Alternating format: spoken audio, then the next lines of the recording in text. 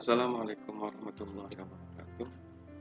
Pada kesempatan kali ini kita akan membahas analisis media sosial yang terkait dengan data crawling. Data crawling ini sendiri kita akan melihat sentimen analisis data iPhone, data collection yang sudah kita kumpulkan sebanyak 1140 data. Mengapa kita melihat daripada data sentimen analisis iPhone itu sendiri? Karena produk ini mempunyai analisis pasar dan pangsa pasar yang bagus. Mari kita lanjutkan. Untuk analisis tahapannya adalah tahap awal crawling data, penarikan data, kemudian dilanjutkan dengan reprocessing data, kemudian sentiment polarity, kemudian nanti menghasilkan negatif, netral, dan positif. Kemudian pada tahap processing data itu sendiri nanti bisa hapus data duplikat, kemudian translate data, kemudian sastrawi schema, kemudian dictionary lemma. Selanjutnya adalah crawling data yang sudah kita tarik. Proses crawling dilakukan untuk mendapatkan dataset yang akan digunakan untuk membuat model yang akan dibangun. Dibutuhkan API Twitter untuk dapat melakukan crawling data. Twitter yang perlu diajukan kepada pihak Twitter itu sendiri. Data semuanya ini kita ambil dari data Twitter. Kemungkinan data itu menjadi kata kunci kita untuk mencari data iPhone daripada Twitter itu sendiri. Kemudian kita lihat yang selanjutnya adalah reprocessing data, hapus data duplikat, duplikat subset, hasilkan full text yang sudah kita tarik. Ada 1135 data dari data 1140 yang sudah kita profilkan datanya, kemudian menjadi data yang seperti ini. Kemudian reprocessing data. Reprocessing data ini kemudian dilanjutkan dengan translate. Setelah melalui tahapan penghapusan data duplikat, akan dilanjutkan ke tahap translate data yang berfungsi untuk menerjemahkan teks ke dalam bahasa Indonesia agar selanjutnya bisa dianalisis secara baik. Kemudian ada tokenisasi. Tokenisasi ini proses memecah teks seperti kalimat atau paragraf menjadi kata demi kata atau token tersendiri. Dengan tokenisasi, kita dapat membedakan mana antara pemisah kata atau bukan. Jika menggunakan bahasa program Python, biasanya tokenisasi juga mencakup proses removing number, removing function, seperti simbol dan tanda baca yang tidak penting, serta removing white space. Kemudian ada steamer. Steamer itu sendiri adalah proses stemming dengan menggunakan library sastrawi dengan tujuan untuk menghasilkan bentuk kata yang seragam. Berikut beberapa tahapan yang dilakukan oleh library sastrawi adalah dengan memeriksa apakah merupakan akar kata atau bukan, menghilangkan imbuhan, akhiran, dan imbuhan yang ditambahkan di tengah kata dasar. Apabila tahapan tersebut tidak dapat terselesaikan atau gagal diubah, maka kata tersebut akan dikembalikan kepada kata aslinya. Kemudian yang selanjutnya adalah dictionary limitation. Dataset yang telah dilakukan proses stemming akan dilakukan proses penyeleksian kata slang. Setiap kata yang masuk dalam kamus kata slang akan diubah menjadi kata formal. Di sini kita bisa lihat prosesnya yang semula sudah terproses dan menjadi seperti ini sebelah kanan. Kemudian ada pelabelan. Pelabelan itu sendiri setelah melalui tahapan pre-processing data selesai, setiap sentimen akan diberi label dengan 3 bentuk pelabelan. Pertama adalah positif, negatif, dan netral.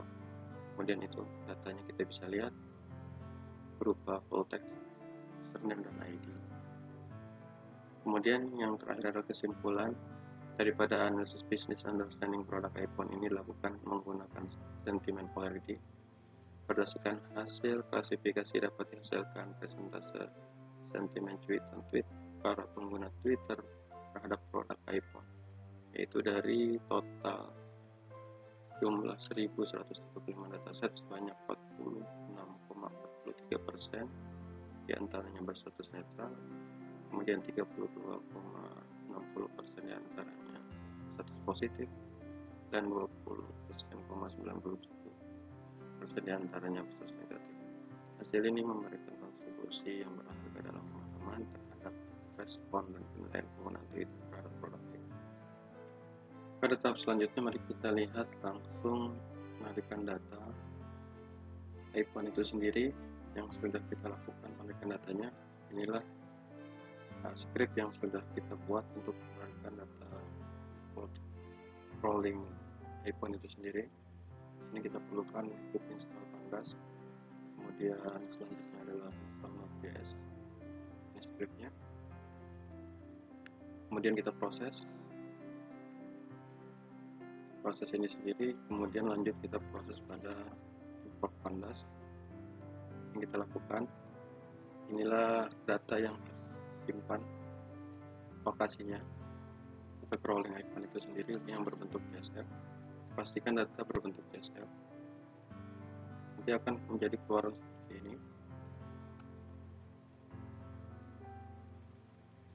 Kemudian kita masukkan data set dalam data frame untuk mencari created username dan role text.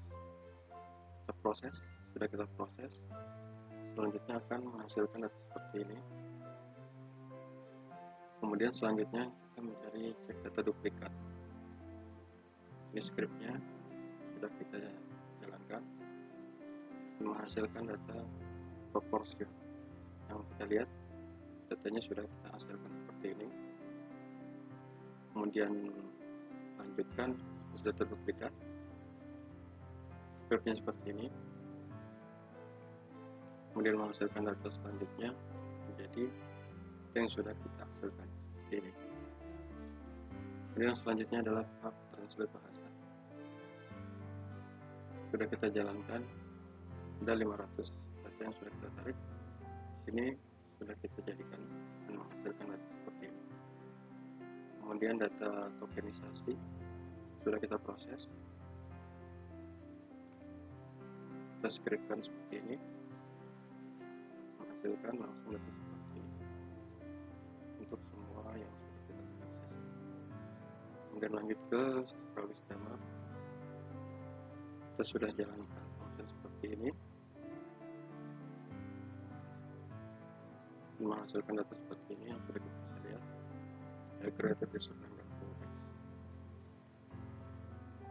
Kemudian limitation ini sendiri langsung kita berikan datanya berupa file JSF, kemudian kita buat langsung berisi alay dan formalnya, kita jadikan dan kita proses langsung ini seperti ini.